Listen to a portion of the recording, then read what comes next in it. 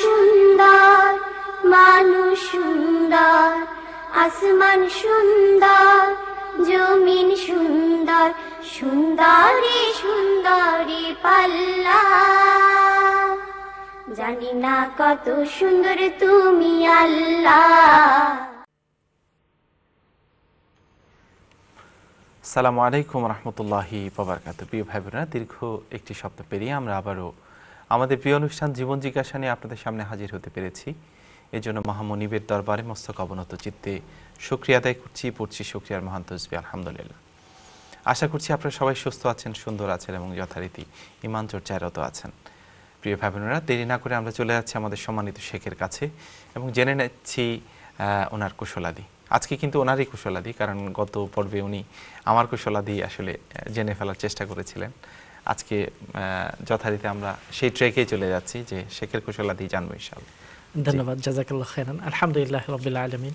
আল্লাহ তাআলা শুকরিয়া আদায় করছি। আল্লাহ তাআলা আমাদেরকে সুস্থভাবে সুন্দরভাবে স্টুডিওতে আসার সুযোগ দিয়েছেন এবং দর্শকদের সাথে অন এয়ারে যোগাযোগ করার, মিলিত হওয়ার সুযোগ করে দিয়েছেন। সেজন্য আল্লাহর দরবার আমরা অত্যন্ত গভীরভাবে, মনের গভীর থেকে আল্লাহ শুকরিয়া আদায় করছি আলহামদুলিল্লাহ। আশা করছি আমাদের দর্শক ভাই এবং বোনেরা যে যেখানে আছেন তারাও সুস্থ আছেন এবং জীবন জিজ্ঞাসার সাথে যুক্ত হয়েছেন। আল্লাহ তাআলা সবাইকে যেন সুন্দর কথা শোনার এবং সেই সুন্দর কথাগুলোকে জীবনে বাস্তবায়ন করার তৌফিক দান করেন, সেই মুনাজাতের মাধ্যমে আজকে আমরা শুরু করতে চাই। শুকরিয়া। প্রিয় ভাই বোনেরা, শুরুতে একটা রিমাইন্ডার এবং ভালো লাগা দিয়ে শুরু করছি। সেটা হচ্ছে আমরা ফেসবুক পেজ নিয়ে গত কয়েকটি পর্বে কথা বলছিলাম এবং সবচেয়ে আশার কথা হচ্ছে আলহামদুলিল্লাহ আমাদের ভাই বোনেরা খুবই আশাব্যঞ্জক সাড়া দিচ্ছেন। আমাদের এই এপ্রিলে 5 বছর পূর্তি হচ্ছে ইনশাআল্লাহ। তো আমরা চেষ্টা করছি এই 5 বছর পূর্তি উপলক্ষে ডিফারেন্ট কিছু করা যায় কিনা। আপনাদের কোনো মতামত একটা ফেসবুকের মাধ্যমে জানাতে পারেন। আর আমরা একটা টার্গেট নিয়েছি যে যদি 100,000 আমরা লাইকে পৌঁছতে পারি ইনশাআল্লাহ।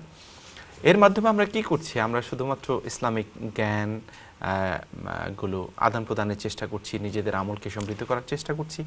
এর চেয়ে চমৎকার মাধ্যম তো এখন নাই বললেই চলে। চমৎকার আধুনিক একটি মাধ্যম, এই মাধ্যমকে আমরা দিন চর্চার কাজে লাগাচ্ছি। সুবহানাল্লাহ। এখন আমি দেখছি যে গত 3-4 সপ্তাহ মিলে আমাদের 8062 লাইক হয়েছে আলহামদুলিল্লাহ অল টুগেদার। এখন এটা আপনারা নিজেরা ক্যাম্পেইনের মাধ্যমে যদি আর একটু বাড়িয়ে দিতে পারেন। স্ক্রিনে কি দেখানো সম্ভব? তাহলে আমার মনে হয় আমরা 100,000 কেন আরও বেশি আমরা পৌঁছে যাওয়া সম্ভব। আমরা চলে যাব আমাদের কলারদের কাছে, দেখি আমাদের সাথে কে আছেন। আসসালামু আলাইকুম। ওয়ালাইকুম আসসালাম। ভাইয়া, আমার 3টা কোশ্চেন। প্রথম কোশ্চেন হচ্ছে, আমার মেয়েটা খুব অসুস্থ থাকে, প্রায় সময় অসুস্থ থাকে। তো আমি কি ধরনের সূরা পড়ে তাকে ফুটো দিতে পারি আর কি? সাধারণত আমি সকালে আয়াতুল কুরসি কিংবা 3 কুল পড়ি। ঠিক আছে। আর আরেকটা হচ্ছে যে বার্থডে সম্পর্কে, যে বার্থডেটা আসলে আমাদের তো এত জ্ঞান নাই। আমরা যদি কারো কাছে বলি যে বার্থডে এভাবে উদযাপন করা ভালো না, তো ওরা হাদিসের আলোকে জানতে চায়। জি, তো আমরা তো আসলে এত কিছু। ঠিক আছে, আমরা চেষ্টা করব এই বিষয়ে বলার জন্য। তারপর আরেক ভাইয়া, যেটা ইদানিং তো খুব এলিয়েন নিয়ে কথা হয়, আসলে কি এলিয়েন ট্রু কিংবা এই ধরনের কোনো কিছু কি কোরআন শরীফে আসছে কিনা? এই 3টাই ভাইয়া। ঠিক আছে, আমরা চলে যাব শেখের কাছে। চমৎকার প্রশ্ন, এলিয়েনের বিষয়টিও চলে আসছে। জি, কয়েকটি বিষয়। প্রথমটি হলো যে সন্তানরা রুগ্ন থাকে কিংবা অসুস্থ থাকে, এই ব্যাপারে এটার কারণ কি বা এর প্রতিকার কি? প্রথমত এর কারণ হলো আল্লাহ তাআলা যাকে পছন্দ করেন তাকে আল্লাহ তাআলা তার নির্দিষ্ট মর্যাদায় পৌঁছানোর জন্য বিভিন্ন উপায় আল্লাহ অবলম্বন করেন। একটি হাদিসে এরকম একটি ধারণা আমাদেরকে দেওয়া হয়েছে যে আল্লাহ তাআলা কোনো বান্দা কিংবা তার বান্দির জন্য নির্দিষ্ট মর্যাদাপূর্ণ একটি স্থান নির্ধারিত রেখেছেন, কিন্তু তার আমলের শক্তি দিয়ে সে সেখানে পৌঁছতে পারছে না। তখন আল্লাহ তাআলা তাকে সেখানে পৌঁছার জন্য বিকল্প কিছু ব্যবস্থা করেন। তার মধ্যে একটি ব্যবস্থা হলো তার নিজের মধ্যে অথবা তার সন্তানের মধ্যে অথবা তার ব্যবসা বাণিজ্য কাজকর্মে বিভিন্ন রকম আপদ বিপদ দিয়ে আল্লাহ তাআলা তাকে সবরের করার সুযোগ করে দেন। আর এই সবরের মাধ্যমে তিনি অনেক উপরে পৌঁছতে পারেন। কাজেই আপনার মেয়ে অসুস্থ থাকে প্রায় সময়, এটা একদিক থেকে আমাদের বাহ্যিকভাবে সেটাকে আমাদের একটা অকল্যাণ মনে হলেও কিন্তু বাস্তবেই এটার মধ্যে আল্লাহ তাআলা কল্যাণ রেখেছেন। কারণ আল্লাহ তাআলা সূরা তাগাবুনে বলেছেন যে কোনো বিপদ যদি তোমাদের কাছে আসে, মনে রেখো এই বিপদ আল্লাহর হুকুম ছাড়া, আল্লাহ তাআলার নির্দেশনা ছাড়া সেটা তোমার কাছে আসতে পারে না। অন্য আয়াত আল্লাহ তাআলা বারবার যেটা বলছেন, ওয়াইয়ামসাসকাল্লাহু বিদুররিন ফালা কাশিফা লাহু ইল্লা হু, যাতে তুমি অনুভব করতে পারো যে বিপদ তোমাকে আল্লাহমুখী করেন, আল্লাহর সাথে ঘনিষ্ঠ করে দেন। এবং যখন একজন বিপদগ্রস্ত মানুষ যখন আল্লাহর কাছে হাত তুলেন, তার মনের ভিতরে যে স্পর্শ কিংবা তার মনের ভিতরে যে একটা আকুতি এবং যে চিৎকার, যে হাহাকার আল্লাহর প্রতি থাকে, সেটা যখন তিনি বিপদমুক্ত এবং ভালো অবস্থায় থাকেন, তখন সে মুনাজাতে সে প্রাণটুকু, সেই যোগাযোগের নিবিড়তাটুকু থাকে না। কাজেই বিপদটা আমাকে আল্লাহর কাছে, আল্লাহর দিকে নিবিড় করছেন এবং আমাকে খুব ঘনিষ্ঠ করছে। এই জন্য সন্তানরা অসুস্থ হলে আমরা দেখেছি যে আমরা বড়রা যখন অসুস্থ হই তার চেয়েও বেশি কষ্ট লাগে একটা ফুটফুটে বাচ্চা যখন অসুস্থ থাকে, যে সবসময় হাসে, সেই যখন অসুস্থ হয়ে পড়ে তখন মনটা খুবই খারাপ হয়, পুরো ঘরটাই যেন অন্ধকার হয়ে যায়। তো এই জন্য এইটা হলো আল্লাহ তাআলার একটা পরীক্ষা হিসেবে আমরা নেব। আর প্রতিকারের বিষয় কি, সেটা হলো আল্লাহর কাছে চাওয়া। এবং আল্লাহ তাআলা বারবার যে কোরআনে কারিমে আয়াত ও শিফাগুলো বলেছেন, যেখানে আল্লাহ তাআলা রোগ ও মুক্তির কথা বলেছেন, সেগুলো দিয়ে আল্লাহর কাছে চাওয়া। ওয়াইদা মারিদতু ফাহুয়া ইয়াশফিন, যখন আমি অসুস্থ হই, হে আল্লাহ তুমি ছাড়া কে বা আমাকে মুক্তি দিতে পারে। ওয়াশিফাউল লিমা ফিস সুদূর, মানুষের মনের যত রোগ আছে সেগুলোকে মুক্তির জন্য আমি কোরআন নাযিল করেছি। অনুনাজ্জিলু মিনাল কুরআনি মা হুয়া শিফাউন ওয়া রাহমাতুল লিল মুমিনিন, এই যে শিফা বা আরোগ্যের যে কথাগুলো আছে সেগুলো আমরা আল্লাহর কাছে পড়ে বলবো, হে আল্লাহ তুমি তো শিফা দানকারী, কাজে তুমি আমার সন্তানকে আরোগ্য করো। আর আপনি যেটা চর্চা করছেন যে কুল হুয়াল্লাহ, কুল আউযু বিল ফালাক এবং নাস পড়া, সকালে পড়বেন, রাত্রে পড়বেন, প্রতিটি নামাজের পরে পড়বেন এবং শোয়ার সময়ও সেগুলো পড়ে 3 বার পড়ে গায়ে ফু দেওয়ার কথা হাদিস দ্বারা প্রমাণিত আছে। দ্বিতীয় প্রশ্ন হলো যে বার্থডে পালন, এই ব্যাপারটা আসলে অনেক বহুল আলোচিত একটি বিষয় এবং আমরা আমাদের এই জীবন জিজ্ঞাসা থেকেও বারবার এই কথাটুকু বলেছি।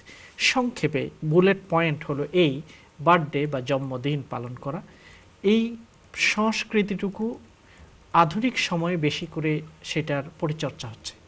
এর আগে সেটা সেভাবে পরিচর্চা হতো না এবং আরব দেশে কিংবা আল্লাহ নবীর যুগে বা সাহাবায়ে কেরামের যুগে এই জাতীয় কোনো দিবস পালন হতো না। কাজেই এটার সাথে ইসলামের কোনো সম্পর্ক নেই। তবে এটা করা যাবে কিনা, এটা তো কোনোভাবেই এটা ইবাদত নয়। আর মুসলমান ইবাদতের বাইরে থাকতে পারে না সাধারণত। যেই কাজটি সে করে, সে মনে করে যে আমি ঘুমাই, এটা আল্লাহর হুকুম ঘুমানো, তখন এই ঘুমটা আমার ইবাদত। এমনকি টয়লেটে যাওয়া, যেটা আমরা মনে করি যে এটা খুবই নগণ্য একটি কাজ, কিন্তু সেই টয়লেটেও আল্লাহ নবী যেভাবে যেতেন, বাম পা দিয়ে প্রবেশ করতেন, দোয়া পড়তেন, আল্লাহুম্মা ইন্নী আউযু বিকা মিনাল খুবুসি ওয়াল খাবায়েস, এবং আবার প্রয়োজন পূরণ করে ফিরে আসতেন, পরিচ্ছন্ন হতেন। এই যে কাজগুলো, এটা আল্লাহ নবীর প্রক্রিয়ায় করলে এবং ঈমানদার যখন মনে করে যে এটাও আমার পবিত্রতার একটা অংশ, যেটা ইবাদত, তখন কিন্তু এই টয়লেটে যাওয়া আসা এটাও তার ইবাদতের এরিয়ার আওতামুক্ত নয়। তো এই জন্য বার্থডে যেটা আপনি করবেন, এটা জায়েজ কি না জায়েজ সেটা একটা বিষয়, আর একটা ইবাদত কিনা, ইবাদত তো নয়, এতে কোনো সন্দেহ নেই। তারপরেও সামাজিক কারণে অনেক সময় মা বাবা বাধ্য হয়ে পড়েন। যেমন এই দেশে বিশেষ করে বার্থডেটাকে অত্যন্ত গুরুত্বের সাথে স্মরণ করে মানুষ। স্কুলে প্রতিটি বাচ্চার ক্লাসরুমে বার্থডেটা লেখা থাকে, ওই দিন সবাই তাকে হ্যাপি বার্থডে টু ইউ বলে এবং অন্যান্যদের তো বড় বড় আয়োজন হয়। তো সেই ক্ষেত্রে বাচ্চারও যখন ঘরে আসে, সেটা একটা প্রেশার মা বাবার উপর দেন। এই সামাজিকতা এবং পরিপার্শ্বিকতার প্রভাবের কারণে আমাদেরকে এখন দরকার হচ্ছে ভিন্ন আরেকটা পথ খোলা, আর সেটা হলো যে বার্থডেতে এমন কিছু না করা যেটা সরাসরি অন্য সংস্কৃতির পুরোপুরি অবলম্বন বা অনুকরণ। আমাদেরকে এমন কিছু করা দরকার যেটা বিকল্প, যেটার সাথে কিছুটা ইবাদতের স্পর্শ থাকে। যেমন বার্থডে হয়েছে, করতেই হচ্ছে, তখন আমরা তার জন্য দোয়া করি, গরিব দুঃখীদের সহযোগিতা করি এবং দরিদ্রদের মধ্যে বিতরণের শিক্ষাটুকু আমরা তাদেরকে দিই। এই বিষয়টা এভাবেই আমরা দেখব ইনশাআল্লাহ। জাযাকুমুল্লাহ খাইরান। জাযাকুমুল্লাহ। আমরা চলে যাচ্ছি আমাদের পরবর্তী কলার কাছে, দেখি কে আছেন। আসসালামু আলাইকুম। হ্যালো, আসসালামু আলাইকুম। ওয়া আলাইকুম আসসালাম ওয়া রাহমাতুল্লাহ। জি, আমি হাজী মোহাম্মদ শফিকুল আলম বানলি থেকে বলতেছি ভাই। আমি দুইটা জিনিস কইতাম চাই। প্রথমে কইমু যে ব্রিটেনের বার্ড ওয়েদারের দায় একটা মুনাজাত জন করেন আল্লাহর কাছে যে বার্ড ওয়েদারে অনেক জায়গায় ফ্লাড হইল। আমরা মুসলমান সমাজে জানো মসজিদে মসজিদে দোয়া করি এই কান্ট্রির দায়। আর একটা হইল নবী রাসূল হলতে প্রেম তো প্রকৃত প্রেম, তাদের প্রেম লুকানো যায় না, লুকানো সবাই জানে, এটা সবাই তো প্রকৃত প্রেম। আর প্রেমের কথা তো সারা কোরআন শরীফেও লেখা আছে, নবী রাসূল হলতে প্রেম, এদের প্রেম প্রকৃত প্রেম, এদের প্রেম সবাই জানে এ টু জেড। আসসালামু আলাইকুম। আচ্ছা, তো দুইটা রিমাইন্ডার দিল, একটা প্রেমের রিমাইন্ডার আর একটা হচ্ছে ব্যাড ওয়েদারের। আমার মনে হয় ব্যাড ওয়েদারের বিষয়টি আসলেই ইদানিংকালে আটলান্টিকের এই পার এবং ওপার দুই পারেই কিন্তু বেশ সমস্যা দেখা দিচ্ছে। যেন আজকে আমাদের বিষয়টা আমরা ফ্লাড নিয়ে নির্ধারণ করেছি। আশা করি আপনি যেটা অনুভব করেছেন আমরাও সেটা আপনার অনুভবের সাথে একত্রিত। আর এই জন্য আজকে আমাদের যে বিষয়টি আলোচনা হবে তৃতীয় পর্বে, সেটি হলো ফ্লাড কিংবা বন্যা সম্পর্কে বিভিন্ন জায়গায় প্লাবিত হচ্ছে, আমরা সেখান থেকে কি শিখতে পারি। আপনি যেটা বলেছেন দোয়া করা, অবশ্যই আল্লাহ নবী যে কোনো বিপদ যখন দেখতেন তাড়াতাড়ি মসজিদে যেতেন। এমনকি যখন ওয়েদারে যখন তিনি জোরে বাতাস প্রবাহিত হতে দেখতেন তাড়াতাড়ি তিনি মসজিদে যেতেন এবং আল্লাহর কাছে দোয়া করতেন। এটাই হচ্ছে ইসলামের শিক্ষা। সুন্দর আপনি একটা রিমাইন্ডার করেছেন যে আমাদের এই প্রোগ্রামটুকু যারা যারা যেখানে মসজিদ কর্তৃপক্ষ দেখছেন তারাও যদি সকলকে নিয়ে দোয়া করেন বা সকলকে এই রিমাইন্ডার দেন, আল্লাহ যেন আমাদেরকে হেফাজত করেন। আমরা ফ্লাড থেকে বাঁচার জন্য সেই হাজার হাজার মাইল দূরে এসে গেছি, আবার এখানে যদি ফ্লাডে আক্রান্ত হই তাহলে তো হবে না। কাজে আল্লাহ যেন এখানে আমাদেরকে মুক্ত রাখেন এবং সব জায়গায় সারা পৃথিবীতে আদম সন্তানদেরকে মুক্ত রাখেন, সেজন্য অবশ্যই আমাদের দোয়া করা দরকার। দ্বিতীয় প্রশ্ন বা রিমাইন্ডারটা হলো নবীর ভালোবাসা।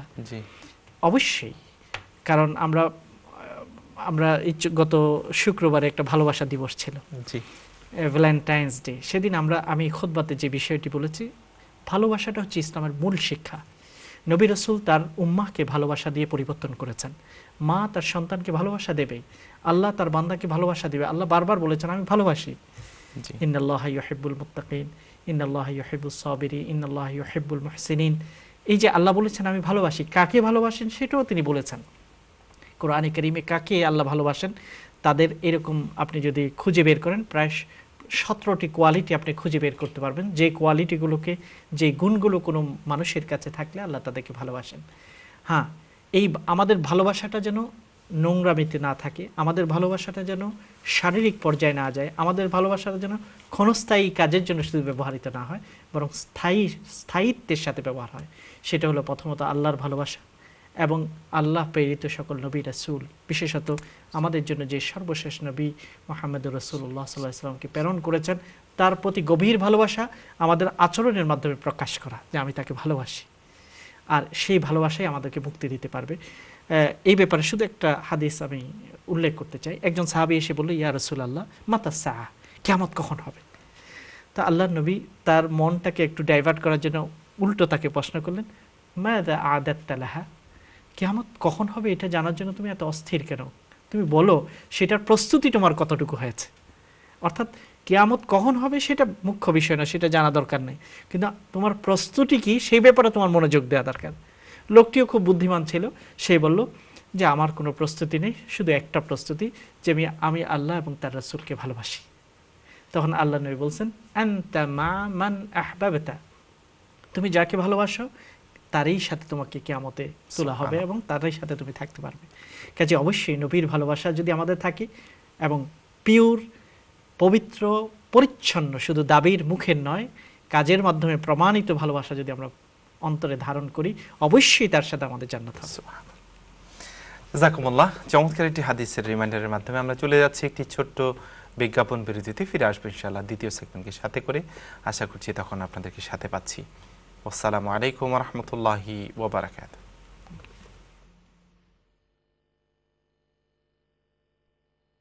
আসমান সুন্দর, জমিন সুন্দর, সুন্দরী সুন্দরী পাল্লা, জানি না কত সুন্দর তুমি আল্লাহ। আপনারা দেখছেন ইসলামিক প্রশ্নোত্তরমূলক অনুষ্ঠান জীবন জিজ্ঞাসা উইথ এনটিভি। সৌজন্যে UK ইমিগ্রেশন কনসালটেন্টস ও MQ হাসান সলিসিটরস।